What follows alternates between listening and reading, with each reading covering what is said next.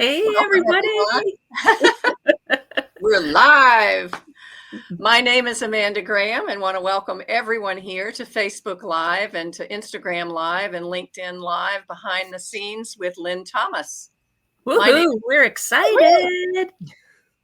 My name is Amanda Graham again, and Lynn Moore over there is my co-facilitator. And I think everyone knows Lynn Thomas. That's why we're here. And we're looking forward to hearing Lynn tell her story about following your calling. We do want to hear your comments and posts. We're working with the Instagram and the Facebook and LinkedIn to see what we can follow and capture. And hopefully we'll be able to have some communication and collaboration with you throughout this. But to set the stage for Lynn's story today, just want to kind of pose a question. Do you feel like you are following a calling? How many of you feel like you are following a calling? So some of you may raise your hands and go, yes, yes, yes. Some of you may be thinking, I'm not sure, or definitely not. Whatever the case, I hope you will be inspired by Lynn's story today in our conversation. And if you don't feel like you're in a calling right now, hopefully by the end of this, you may have some inklings that will draw you into a bigger and broader story for you. So Lynn Thomas, tell us what's up. Tell us what's happening. Thank you, Amanda. Thank you, Lynn. Thank you for all of you guys joining us today too. And just to share a little background about this. So we all, Lynn, Amanda, and I all attended the Equine Assisted Learning Summit back in October in Virginia that was hosted by Leadership Adventures and Healing Strides of Virginia. And Lynn and Amanda gave a breakout presentation. We gave a clinic on Sunday. And then I was also asked to give a keynote presentation. And my keynote presentation topic was to share my story in connection to the conference theme. So the conference theme was collaborate, innovate, accelerate. And so, I was like, oh yeah, I'm happy to do that. I'm honored. Thank you for asking me. And so about 3 days prior to when I'm supposed to speak, when I actually start preparing for the keynote presentation, I was like, oh my gosh, what was I thinking? Why did I say yes to this? I mean, my story, what am I supposed to say about my story? What am I going to talk about? I was feeling very like this is very personal. This is very anxious and vulnerable. And really, what does it matter about my story? Like, why would people want to even, hear that? And so I was having all these feelings going on about, oh my gosh, this is why did I say yes to this? And so then I was like, well, if I'm going to share my story, I want it to be relevant. I want it to hopefully resonate with the audience and stuff. And so as I looked at my story and really kind of started reviewing it, I was like, well, I feel like my story is a story of following callings. And I was inspired about thinking of it that way because of my good friend, Amanda Graham, who she utilizes and teaches about the hero's journey quite a bit. And that kind of had hit me in my head about, oh, well, maybe this is a focus. So Amanda, would you like to share a little bit about what the hero's journey is? Sure. So very briefly, the hero's journey is a term that was coined by a brilliant man named Joseph Campbell. And he was a philosopher, an anthropologist, and a researcher. He wrote a book in 1949, yes, long, long ago, and it was called The Hero with 1,000 Faces. What he did during this book is he spent thousands of hours studying stories, the power of stories across all different cultures all around the world. And he studied shared stories, written stories, spoken stories. And what he came across was this common theme that he called a monomyth, which is the myth of the hero's journey. There are several stages to it. The first is the calling, which Lynn's going to share with us about today. But there's several other stages that bring, essentially, the story is about the ordinary person like you and I being called in a certain direction to come out of our ordinary life and into something that's unusual, something that we weren't expecting perhaps. And it takes us through several stages where we meet mentors, guides, challenges. We come into the great abyss. So there are several stages, but out of it, we come out with a broader and bigger perspective and the true gifts that we are meant to bring to the world. He found that this story resonated across all different cultures and was a way of really helping us as human beings in all different cultures understand the value of going through adversity for transformation for something bigger and better. So Lynn, I hope that helps you guys understand where that came from. And yeah, I think that sets the stage.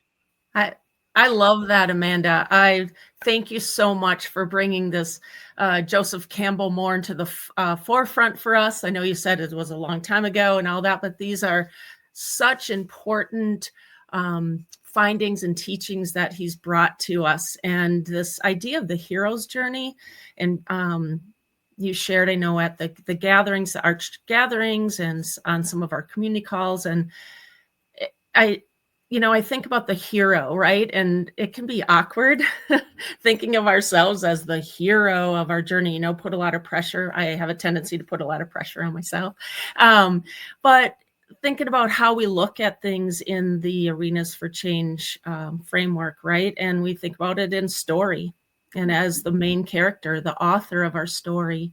And even that can be a little intimidating at times, but yet isn't that what we're being asked to do, to show up, to be the author of our story, to be the main character? And I think we can all maybe look at it from that perspective, and maybe that helps. So we can be heroes of our own story. We can be that main character and that author. So I'm excited to hear more, Lynn Thomas, about the calling for you. Yeah, so I guess when I decided then to give this presentation sharing my story, I decided that for me, my hope in sharing my personal story is that it hopefully inspires the audience or inspires you guys listening, that it will inspire you to reflect on your own stories and honor your own journeys, as Lynn was just saying, as heroes. Because even though it's hard to, I'm not a hero, but that is what it takes to follow callings. And so even thinking back to when that calling entered your heart and, the stages of the hero's journey, it's that we're just going along our path and then something happens, a crisis, an event, an opportunity, something enters into our heart in some way that disrupts. It disrupts where we're going on our path. And then we hit that threshold of, wait, well, do I follow what just entered into my heart? And because when you decide to follow that, then all these feelings come up. I'm scared. Who am I to do this? What steps do I take and what might happen? So entering into that is a lot of risk, and it's really scary. So I hope that as I start sharing my story, that you guys at the same time will be thinking of your own story. And so I'll go ahead and start. So I was born. No, I'm just kidding, guys. I'm not really starting that. That would be really long. That would be really long. So can I just mention something, Lynn? Can I mention something just before we check in? For some reason, everybody, we are so grateful that you're joining us live here, but for some reason, we are not able to comment back. So just know that we appreciate these comments that are flowing. Lynn will be able to see those. We'll be able to tell her about those. And then as you have questions or something, please put them in there. I can read them. I just can't comment to them. So we'll bring them forward if anyone has questions after we hear more from Lynn. Thank you for that technical update. Yes. Thank you. Yes. So moving from which actually, okay, so we did a little intro in our live today, which I'd never done before. So that was a little scary too, but okay, it worked. Anyway, so yeah, I'm not going to start where I was born actually, but I am going to go back a little ways and start about when I decided to go to college. And the reason I decided to go to college is because, after high school, and I was like, I really have no clue what I want to do. And it's one of those like, oh, you're expected to go to college. And I'm like, okay, great. Because I have no clue what else I want to do. And while I was in college, I was still the first 2 years. I'm like, I'm taking all these classes. I have no clue where I'm going in life or what I'm even doing. And it wasn't until my junior year, my third year of college, that I was like, I actually really like these psychology classes I'm taking. So I'm going to major in that. And so I call up my mom and I'm like, hey, Mom, I know what I'm going to major in finally. And it's in psychology. And she responds, well, what are you going to do with that? I was like, well, I don't know. I have no clue what I'm going to do with it. I just know that for some reason I'm drawn to taking these classes. And so just to kind of highlight, for some reason, I wanted to do this major in psychology that I had no idea what I'm going to do with it. And that's one of the first characteristics of callings that I wanted to highlight, is that callings tend to not be rational or perceived as rational. They don't, to the outside world especially, don't tend to make sense. They're aren't considered reasonable. And I share this because many of you, especially who have chosen to work with horses, I can imagine that you have experienced this as well, especially of others saying, yeah, that doesn't make any sense. That is not rational. Mm-hmm. So yeah, callings tend to be, they don't really make a lot of sense. Yeah, Amanda, Lynn, do you guys have anything else you want to add about that? Just amen. Yeah, it's spot on. It's spot on, Lynn Thomas. Oh, yeah. So anyway, that's hopefully something you guys can relate to. But anyway, okay, so it didn't really make a lot of sense. And then I went on, finished my degree, graduated, and sure enough, there's not much you can do with a bachelor's degree in psychology, if my mom was right. Unless you go back to school, and I didn't want to go back to school. So I was really in that place of feeling pretty lost. Anyway, I was reading the college newspaper, and they had the classified ad section. And this classified ad popped out at me. And just to give context for those of you who are younger than us, back in the day in newspapers, they had this thing called classified ads. And it was little tiny font. Like it was just very small text, and the whole page was just full of them. And so the fact that this particular, it literally was two sentences, and it said, wilderness counselors wanted, and a phone number. And so I don't know why that popped out of me. I had never done any wilderness things. I had never backpacked before. The most I had ever done in my life was some car camping with my family. Not the station wagon, the 19. I don't even think that counts as a wilderness, but for some reason, this classified ad jumped out at me. And so I called up and I got the job. And next thing you know, I'm hiking in the desert, teaching, at-risk youth survival skills and stuff. I knew nothing about any of it, but I was drawn to it. And through that experience, I learned a lot. One, I got a passion. I learned a lot about the power of nature and how that can heal lives. And I also learned about the power of experiences and how that impacts people's lives and these kids' lives that I was working with. And so me working in this wilderness program and doing that and feeling drawn to do that now. And that led me to another program where I did the wilderness component of that program, but it happened to be on a ranch setting. It was for at-risk youth on a ranch setting, a boarding school. And they had horses. Now, again, to give context here, I had no background with horses. I mean, actually, okay, I will acknowledge the most I'd ever been around horses or done anything with horses was I did a Girl Scout camp for 1 week and got the horse badge. That was the most. And horses were not even on my radar. But during this experience, I was like, wow, this is really something what these horses do. Like I was amazed by it.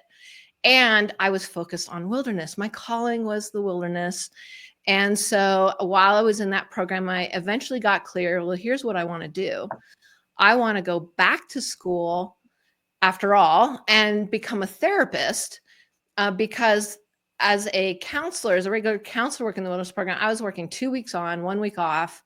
It's just not sustainable to live your life 24/7 to live that way. But the therapists, they could come in and out as they wanted to. They could stay for the day, they could leave, and they made more money. So I was like, well, these are two very good reasons why I should go back to school and become a therapist just so I can work in the wilderness program. So I did that, went back to school, got my master's of social work to be a therapist in the wilderness, went and got that job, living my calling, living my dream. And 5 months into that job, the bosses call me up and they say, Lynn, we don't want you to be a therapist in the wilderness program. We want you to move over to this treatment boarding, this new program they had started. It happens to be on a ranch setting, and we want you to move over there.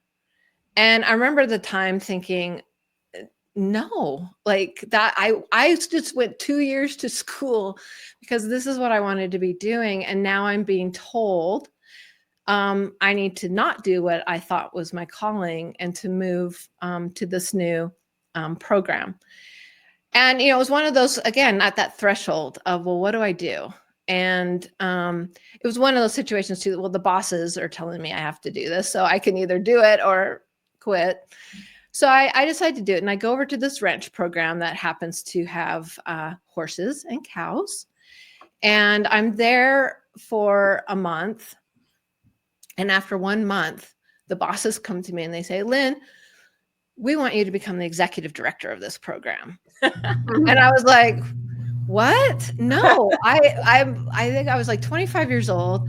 I'm just fresh out of school. I don't know what I'm doing. I definitely don't know anything about being an executive director.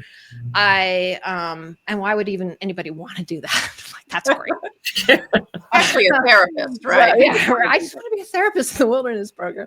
So anyway, I had to really, again, consider, well, do I do this? Do I not do this? And people are like, this is such an opportunity. And I'm like, well, okay, I guess it's one of those callings, again, that come into your life. And I was like, okay, well, I'll do this. And it ended up being this amazing experience because I learned so much through it. I learned not only about the business side of things and running a business, but I also learned a lot about developing programs and what do we want the program to be and how we can create it to be a program I'd want to send my own child to. And because this program happened to have horses and cows on it as part of the program, I thought, this is a good time to start doing cow-assisted psychotherapy. No. The cows are great too, and we did involve the cows, but no, really incorporate the horses. Like, had this vision of, let's have this program revolve around the equine element of it. And so that put me on a new kind of trajectory of my life that was not planned. And yet I felt very fulfilled about it. It was like I discovered a new calling that I didn't even know was on the trajectory. Mm-hmm. And anyway, really was enjoying that. And I, at the time I was married, and I ended up getting pregnant. And it was one of those, again, thresholds of choices. What am I going to do? Am I going to keep working? And by this point, the bosses had also asked me to now run the wilderness component. So now I'm the executive director of the ranch and the wilderness elements, and I'm working a lot. And I was like, how am I going to do this? How can I raise a child and run these run these programs? So I was having to pray about it. I was doing a lot of different things, trying to figure out what to do. And I went to the doctor. And I was thinking by this point, I was like, I think I can do it all. I can do it. I can raise a child. I can run these 2 programs. I can do it. And I went in for my 5-month appointment with the doctor. And the doctor says, Lynn, you're looking kind of big. I wonder if you're having twins. And he marches me into the ultrasound room. Yep, there's 1, there's 2. And I was like, what on earth? How? This was not in the trajectory. This is not in the plan. And I don't know how I can work 80 hours a week, doing my new calling as the executive director of these programs. They had, become really important to me, and be the mother of twins. And so at that threshold, again, I had to make a choice about what I don't feel I can do all the callings. And so I decided that I was going to follow the calling of being a mother. And so I quit those jobs. And said, okay, this is what I'm going to focus on. And it was at that point that my colleague, Greg, came to me and like, Lynn, I really feel like we ought to start training professionals in how to incorporate the horses in mental health and personal growth. And, there's that kind of like, well, and I said, you know what? Yes, we do need to do that because this is such powerful work. We need to get this work out there. And so I admittedly at the time thought it would be a little hobby I would do on the side. And as you guys know, this led to the co-founding of EGALA. And it didn't stay a little hobby on the side for very long. And maybe if I had known it wasn't going to be a little hobby, I might have not agreed to do it. But anyway, needless to say, that put me on another trajectory. And it was just interesting again about, well, how do these things happen? And how did I end up here? And so I'd like to kind of highlight, just from sharing some of these stories of my experience and hopefully again resonating with yours, some more characteristics of callings. And another characteristic, the second characteristic, we've already talked about how the first one is they defy the rational thinking usually. But the second one is it takes us into something new. I mean, as you guys heard from my story, most everything I'm doing, I wasn't even planning. It wasn't even on my radar. I don't even know what I'm doing. And I'm being asked, or I'm making that decision to journey into the unknown. And it was scary. And it comes with a lot of risks. And I know Amanda, Lynn, and I'm sure many of you listening have experienced that these callings require us to go into the unknown. Absolutely. I mean, I think everybody listening to this call now and in the future is going to resonate with that, Lynn. Stepping forward into that unknown, that's scary and powerful and life-changing. Yes. Well, and it's just listening to you talk about your different callings. I heard you talk about the vision you had for this program. You had the program vision of the cow-assisted therapy and then reframed it. But you did have a vision that you were following. And it reminds me that sometimes callings are something that just arise in us. Maybe it's a dream. Maybe it's, a vision that we have. And so it somehow is just brought through us. And then there are other times when callings arise from the external. Certainly having twins is a huge calling. And some of the other things with your bosses stepping in and so forth, there's always that, those other pieces that are impacting your journey. And, you chose one path, you chose one vision and one calling with your children. And then suddenly, because that was the right one for you, another calling emerged in the form of Greg and the co-founding of EGALA. So it's so interesting how these journeys twist and turn. It kind of sounds to me, or this vision of almost like bumpers, like we're going along and we think we have it figured out, so we're going to go this way now. That's my calling. And when it's not, then we kind of hit aside and brings us back over here. And then the idea of the twins happened and brought you, it's kind of like this higher plan, right? That's in place. So anyway, back to you, Lynn Thomas. I want to hear more. Yes. Well, I was just going to add another characteristic of calling. The third characteristic here is that they tend to not be planned or not even asked for. Sometimes they are. Sometimes it is something I feel we're seeking. You guys could hear most of the time, I just have a pattern that these things come and I do not want to do it. Joseph Campbell calls it the reluctant hero. And I usually do enter into most callings kicking and fighting. Like, why am I doing this? I don't want to do it. It's hard. It's scary. It's risky. And so, the recognizing that calling sometimes come across our path. I didn't know that I would love being in the wilderness. I didn't know I would love being an executive director. I didn't know I would love incorporating horses in mental health services. And so somehow these things come into our path and it opens up. I think, like you were saying, Amanda, opens up this new calling we didn't even know was there for us. Yeah. So, anything to add to that, you guys? I put in the chat. I did find out a way, I'm not sure they're showing up, but a way to kind of do a little bit of chat.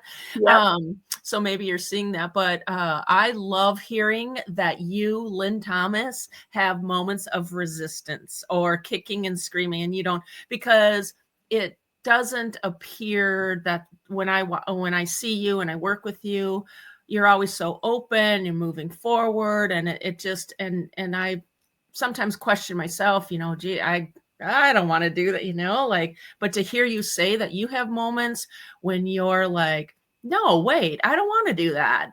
But yet you kind of sit with it, and then you feel that calling moves you ahead, or dissolves some of that reluctance. So yeah. It was great to hear. And I'm just looking at the chat here. I found it over here. Sally Jane says the idea of wilderness is so interesting, becoming a wilderness therapist, and you continued to explore the wilderness, right? Yep. It just looked different. Sometimes it was in an office, sometimes it was in the field. Yeah. Absolutely. I love that, Sally, because it's just making me think even hero, the word hero, but really looking at it as ourselves as explorers Yeah. on these heroes' journey, and as we follow our callings. And I would say too, along with that and the exploration, is the fourth characteristic of callings that I've learned through this process, is how it helps us get clarity on our strengths and our not strengths. So when we were at the Yale Summit, it was all focused about, they're all only strengths. They're not weaknesses. It's just, you have some strengths that are higher priority than are like higher than other strengths. So maybe the strength is like number 36 on your list. So I was calling it like, a limitation or a challenge, but anyway, either way, the point is that I feel like a gift of callings is that they require us to understand our strengths in order to even survive. That's what it takes to follow your calling and know what aren't your strengths, because of that, I think callings help us to have humility. It also help us have curiosity. And through that curiosity and humility, it starts inviting mentors, guides, and friends into our paths and into our lives. And Joseph Campbell talks about that the mentors and guides come in to help us along our journey. And that absolutely happens. And I think even for those of us following our callings, I think being able to really recognize, this is what I know, this is what I don't know, and I can't do it alone. There's no way to follow a calling doing it alone. And along the way, we're going to meet. Some people stay for a long time. Some people maybe are short term, but either way, they all have an impact. They're impact characters in our hero's journey. Yeah. And I would also add that sometimes those mentors and guides can be what I would call adversarial impact characters. There are people and situations that arise that are challenges that can also fall into that category of helping us kind of recommit to our path and recommit to that journey. Sometimes those people help us define things even more quickly. Yeah. Find our strengths or define our strengths. Yeah. Right. Yeah. I love Julie mentioned an infrastructure of the heart, and that life gives us that infrastructure of the heart, that undergirding to support our calling. That's kind of a neat concept and vision to think of. Yeah. Thanks, Julie. Yeah. So I'll go back to my story. And so now I'm leading a gala. We're training and certifying professionals, incorporating horses for mental health services. And that became my calling. That became a huge passion. And there were so many ups and downs, of course, in that journey. But ultimately, once again, I embarked on something I didn't know. As you guys heard, I didn't have a background with horses. There's so many things I didn't know. And it really required mentors and guides along the way, which many of you listening, I know, have been part of that journey. And I'm really, really grateful and appreciate that, because that's how EGALA continued to grow and unfold and be what it became. And so that's been an amazing journey. And yet, once again, I was going along, following my calling, evolving, learning, growing, having all these visions and ideas, and really feeling fulfilled. And then, as once again, is what happens, right? Events happen that aren't planned, that ask you to do a new calling. And so I did EGALA for 21 years, and then that unplanned event happened. And that required that door to be closed. Mm-hmm. And I think, that's another characteristic of callings, is that callings require us to close doors. And closing doors comes with loss, Mm-hmm. grief, fear, all those emotions. So even sometimes we may not have the new calling yet, because sometimes we move into another calling when that door is closed, and there's that excitement and there's that looking forward. But along with that, we can't move into a new calling without doors closing. And it's hard and it's painful. Mm-hmm. So, and I think, Amanda, Lynn, you guys have definitely, once again, I'm sure everybody here on the call has experienced that moment of a new calling surfaces and the one door has to close. Yeah. Well, I'm thinking how that time can be so confusing too, like a closing of a door. Like I don't want to close this door many times, but I'm feeling I need to. It's not healthy or helpful, or but it can be a very confusing time, along with scary. Yeah, and building on the scary, I would say that one of the images that I really love is this notion of the high wire. The acrobats when they're on the swinging and on the high wire, the Cirque du Soleil's and the old-fashioned, just the high wire acts. It's a team. There are two people up there, and it requires, as you're swinging back and forth, it requires you to let go of one piece. And there's that moment of suspension where you are just praying that the practice has helped and that the other person will be there for you. And when we talk about callings and we talk about, really taking those risks and the grief and loss of closing a door, there is that in between. There's an in between stage, the limbo stage, the liminal state. There's so many different words for it, and it can be very confusing and scary. Right. Well, Amanda, I love that visual of the trapeze. What did you call it? Trapeze? Trapeze, the high wire act. Yeah, I love that visual. Actually, that was really neat, and then so that leads to the sixth characteristic of callings. Okay. And that is, callings aren't easy. Joseph Campbell calls it going through the ordeal or the abyss. I personally call it the pit of despair. And for those of you who watched The Princess Bride, there's that scene in The Princess Bride. It's like you're in the pit of despair. And so I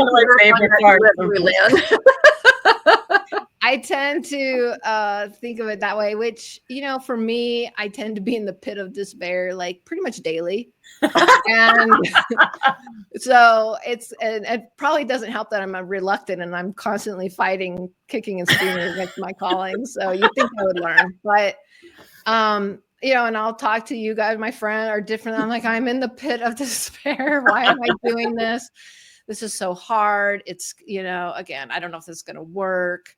I don't even know why anymore. And then literally the next moment, in the same day, I'll be like, oh my gosh, I am the luckiest person in the world. I can't believe I get to do this. I'm so happy. Yeah. So as you guys know, following callings, it goes like this, and just recognize that it is part of following. It is a characteristic following your calling that you're going to go through the abyss. Yeah. Mm-hmm. I'm just reminded of that saying, right, that we all have heard and probably have hanging in our walls, on our walls, that says, don't give up before the miracle happens. Don't quit right before the dawn, those things. And it's so true. I feel like if we can just hold on, and with the support of our friends and family and support networks, right? We hang on, and then all of a sudden the miracle is there, and you're like, oh my gosh, I'm so grateful. Yeah. Well, yes. And, Joseph Campbell talks about the abyss being that place that's really where the transformation begins to occur, is because it is by that letting go and feeling that loss and all of that we then begin to really transform ourselves into something different that highlights the real strengths and gifts that we are meant to bring to the world. So it's that notion of, for something to change, it has to, there's a transition that's oftentimes painful. And I think we can all relate to that. Yeah. Yeah. Which actually that is leading into our next soon. Don't bring it up yet, though, okay. Amanda. This is working out. I'm going to go back to the story because now I'm in this place of, the EGALA, the organization, did that for 21 years. That door has closed. And now it's in this like, well, now what? And I was actually in a place of, I know what it takes to start businesses. So when you guys are sharing about the ups and downs of starting your programs and businesses, no, I can empathize. I know what it takes. And I was in a space of, I really don't want to I'll just go work for some corporate business or something, make a salary, and that was really where I was feeling. But this amazing group of people came up and said, Lynn, what are we going to do now? What's next? And I was like, oh, maybe we're doing something next. The neat thing about that, there's so many lessons through this journey, but basically the doors closed. That enabled us to sit in front of a blank sheet of paper. And that's what you were saying there, just starting to get into it's the Amanda, is the opportunity for the next callings that we didn't know were there. And we have to go through that abyss so the new callings can arise, like you were saying, Amanda. So when Lynn, I hold on to that saying you were just sharing about, it's like, don't quit right before the miracle. That's when we want to quit the most, is right before the miracle happens. I think about that quote a lot, that when all the moment, it's and you think about hero's journey, I guess I'm thinking too, it's usually the heroes are in their deepest abyss and it literally feels impossible. Like there's no solutions. There's no way they're going to get out of this situation. And it's when they're in those moments that innovation happens. New ideas come out, new people come into our life, and it helps us move forward. So without going through that abyss, like you're saying, we have to have that, because that's what drives innovation. And so, Amanda, you can bring that up. It was the seventh there we go. characteristic of a calling is they drive us to innovate. They drive us to create. And it was in this context that Arenas for Change was born. And I'll share too, and also Horses for Mental Health. So not only did I not want to start anything next year, I started two. I don't understand. Reluctant hero. Two, I started Arenas for and Horses for Mental Health. But anyway, this is the context that Arenas for Change was born. And we were all sitting in front of this blank sheet of paper getting to decide, what do we want? What don't we want? What brings us joy? What brings us pain? What are our beliefs? What are our values? And so, and it was really neat too, because not only did I have this like kind of core team, but then this wonderful group of over 100 practitioners that we ended up calling our founding community kind of joined us in this journey of, let's come up, let's create, let's think outside the limitations we had put on ourselves and push ourselves to go deeper. And so I love that part of the gift of callings is how it does have a ripple effect of bringing new ideas, new things into the world, transforming lives that we never anticipated or expected. Amanda, Lynn, do you guys have any thoughts on starting Arch and what and innovation created in that after going through our abyss? It's so funny hearing you say, and I've heard it before, where you're like, you're just going to go to a corporate job and you didn't want to start I never thought that was going to happen with you. Like, I was just like, okay, yeah, what are we doing next? Because there's so much more here. There's so much momentum we had behind us when this kind of the door closed and caused us to. So I think it's so fun to hear that, because that never entered. I was like, okay, what are we doing next? And then that idea too, and of what don't we want to do? I think that's one of the really neat spots we have when we're in that seventh part where there's an opportunity to innovate and create, is you can not only what you want to do, but we can get more clear on what we don't want to do. Yeah. What we don't want part of it. Well, I agree with you. It never crossed my mind, Lynn Thomas, that you were going to go join a corporate job. Like, I probably would not have liked it. No, we would have had reality of another great abyss if you'd done that. But like you, Lynn Moore, I do remember actually those first few sessions of the creators team we were sitting in our grief actually to start. And we allowed ourselves that time to look at that closed door, to say goodbye to the door, to do the things that we needed to do to really clear the space to do the innovation. And, to your point about what we don't want to do, we started, most organizations, mission, vision, blah, blah, blah. And we started down that road, and we probably had 3 or 4 sessions where we were like, no, a mission is this. No, that's a vision. A vision is this. We were all hung up on these words, but we were trying, we're finding our way. And what we finally came to was what brought us together was our values. Our values is what we came away with from that closed door, holding dearly and holding close to our heart, is that we were never going to give up our values, which is part of the reason that door closed. So here we were, and we started with that. We spent the next several sessions really word for word defining what our values were. And when I say word for word, I mean word for word. And we found a way to start with our values. And I still don't think we have a mission or a vision, but we have our values and we have our keystones. And those have been the things that sustain us as we've moved forward. Yeah. That's and having the people around us, right, that we're supporting and encouraging and joining in, everybody, the people that are on this call, right, saying what's next and what are we doing, because we're here, we're ready to go too. They weren't giving up. I think in those first meetings, as you mentioned, Amanda, thinking about that trapeze, so doors closing, I feel like my hands were still gripping, even though I knew it was closing. I was still gripping, and I needed those first whatever times to ungrip, to really let go, that we were leaving one to be in that unknown, the abyss, and then before the beginning. So before the miracle. Yeah. And that's what I actually really love as things unfolded and we got to create and innovate, and the wonderful founding community joining us along the way. We came up with our name, Arenas for Change, and arenas being plural because people are like, we do work with horses, but we also work with other animals and nature and in the office and telehealth.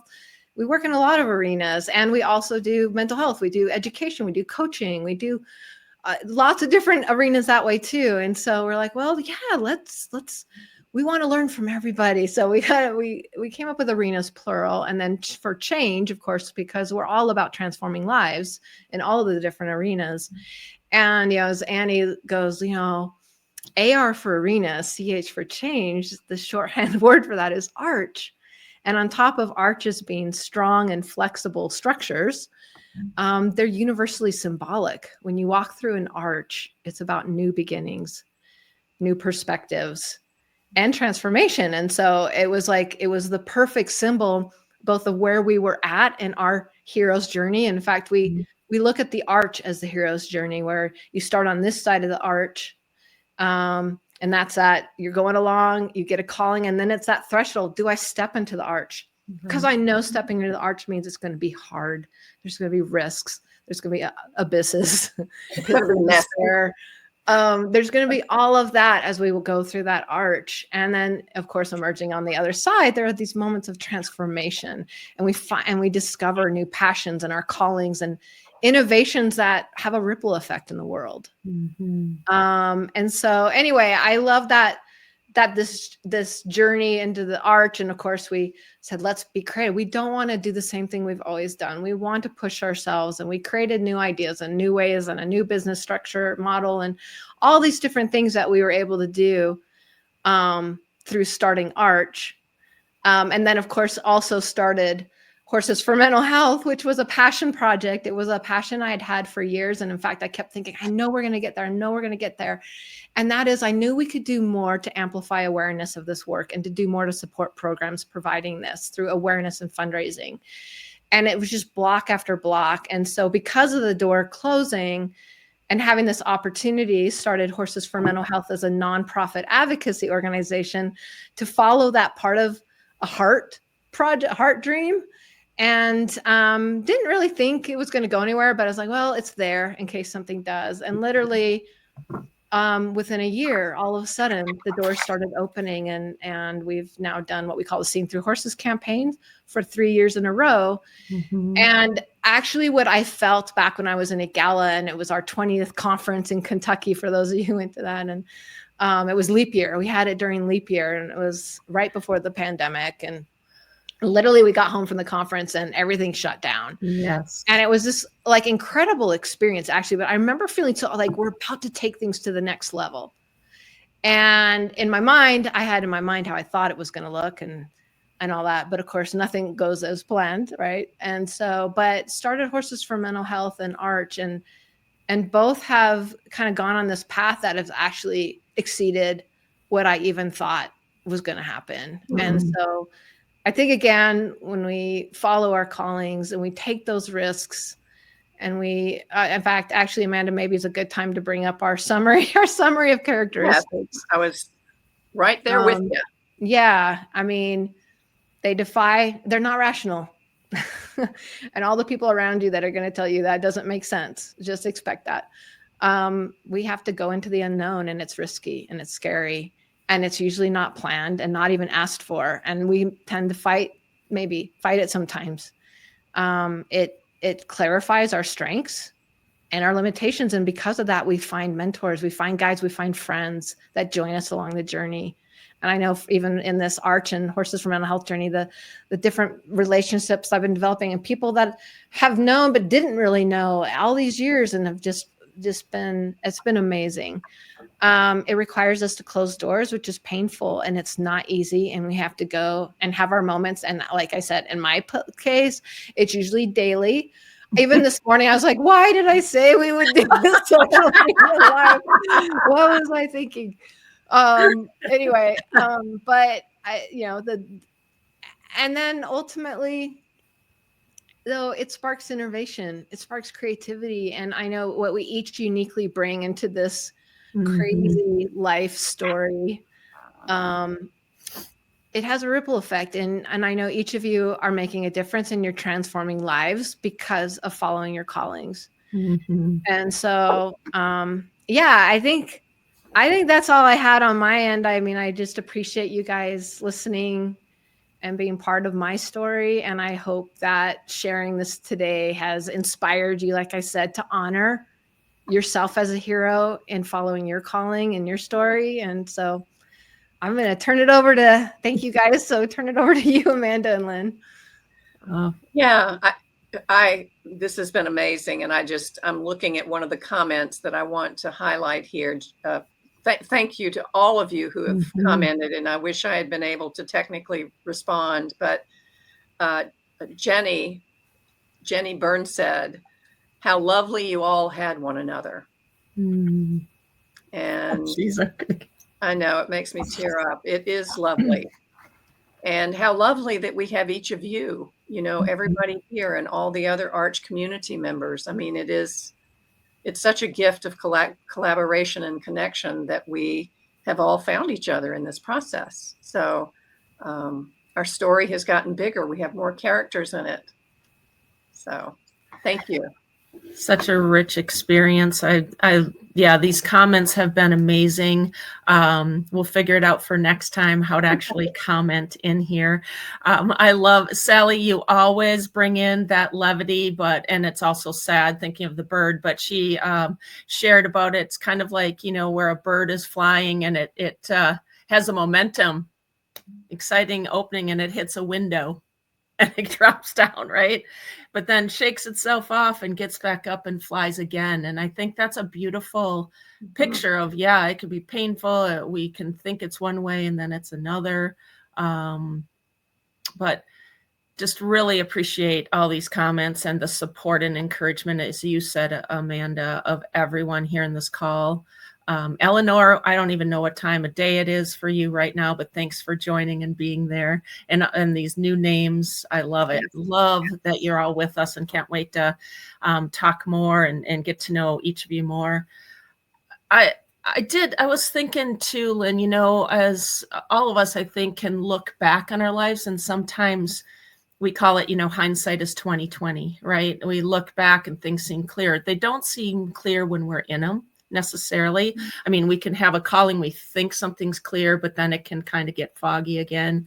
But when we look back in that hindsight, and I'm thinking, if you had the opportunity, which you do right now, to share with your former self or future self learnings from this experience of following your calling, what words of wisdom, or what do you have to share with to encourage, or as insights from this experience to encourage yourself and all of us? The biggest thing for me probably is, I think I used to believe that I had to do it myself, that I had to take the burden on myself, that I had to be strong for everyone and everything. And I think the biggest lesson for me in all of these journeys of following callings has been to not do it alone. And I readily embrace now that I wouldn't be doing even what I'm doing right now with Arch and Horses for Mental Health without being very integrated in a strong community of people that I love and respect, that bring these amazing strengths that I don't have. I don't have even a desire to do that, but I really hope and encourage everybody to find their communities, find their mentors and guides, those friendships that uplift and impact your journey, because that's, I think for me, it's not, I don't, maybe it's possible to do it alone, but I don't know why you would want to. And I don't think it's going to be as enriching or fulfilling. So that's for me. What about you guys?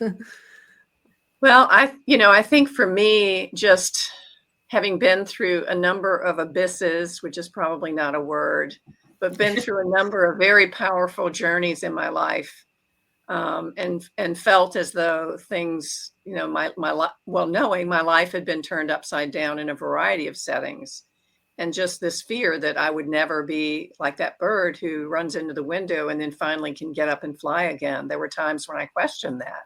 And I think this journey with all of you, and this journey, part of the reason Joseph Campbell resonates so strongly, at least for me, is this notion that that's part of what makes us human. It's part of our shared human experience to go through adversity. And it doesn't mean that there's something wrong. It means that there's something changing. And I finally come, I think, we'll check in on the next abyss, but I finally come in to really believing that. Not every day, not all the time, but really having gone through it enough, I can see oftentimes that when it doesn't look like there's light on the other side, it's because I haven't gotten to the top of the hill to see it. Ooh, nice. So I don't know.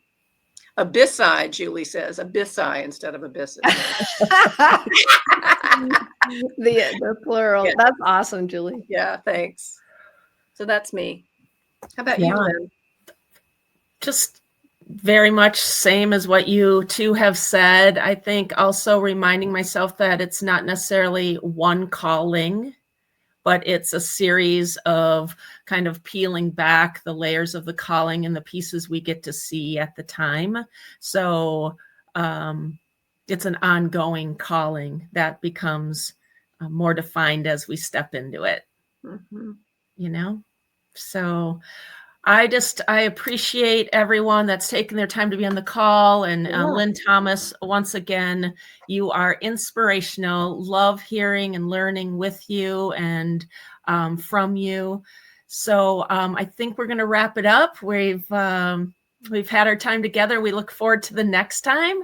And check out, if you've just learning about Arenas for Change, check us out, arenasforchange.com or horsesformental.health.org, and learn more about these amazing organizations. Join us on the community calls. We look forward to learning together and with each one of you. Yeah. Look forward to Thank traveling you. through the arch with you guys. Thank you so much for being here. Love you guys. Thank you. Love you. Bye-bye. Bye.